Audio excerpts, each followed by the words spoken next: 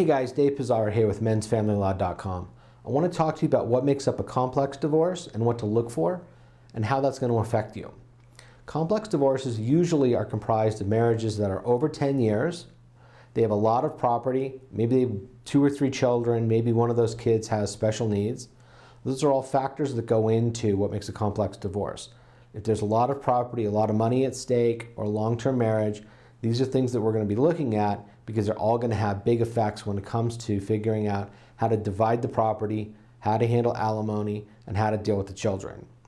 The property is probably the easiest part of all of it at the end of the day, because frankly, if it's a complex divorce and there's a lot of property and a lot of stocks, a lot of bonds, a lot of money, we're going to hire a forensic accountant, and the forensic accountant's going to say, here's what the marriage is worth, we're going to cut that in half, give half to one party, half to the other, and frankly, we're done. When we get into child custody and child support, this is where it gets a little stickier because now we're dealing with, well, how much is the real income? How much are the needs of the child? How much does the special needs child require going forward in terms of maybe tutoring or nursing or daycare? Those are all factors that we're going to start looking at, and they become long-term issues. Then we get to alimony, the big scary part for everybody. How long am I going to be paying alimony and how much is it going to be? Well, for a marriage of long duration, which is anything over 10 years, it could be lifetime. Frankly, that doesn't happen that often. The reality is people have an obligation to become self-supporting, and the courts want to encourage that. But in a complex divorce where there's a high standard of living and a lot of assets, the court also has to look at someone who's become used to a standard of living and whether or not they should be supported going forward. They also have the issue of if somebody has devoted the last 10 or 15 years of their life to being a stay-at-home parent, maybe their skills have dropped and they're no longer as marketable in the workplace. So there's issues of retraining. This is when we get into hiring vocational experts, and maybe we put somebody through what's called a vocational exam.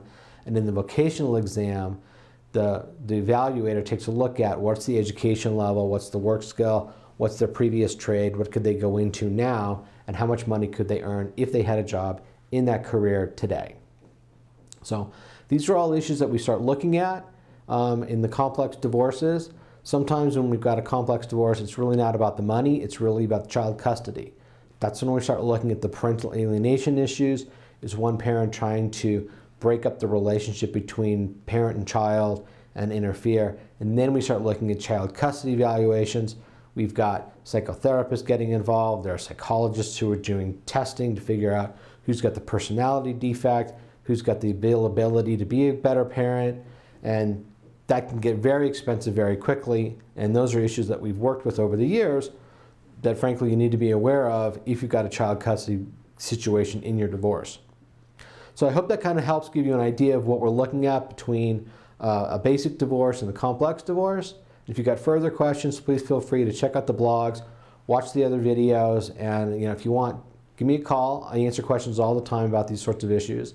So hope you're doing well, and remember, a cheeseburger and a chocolate shake will get you through just about everything.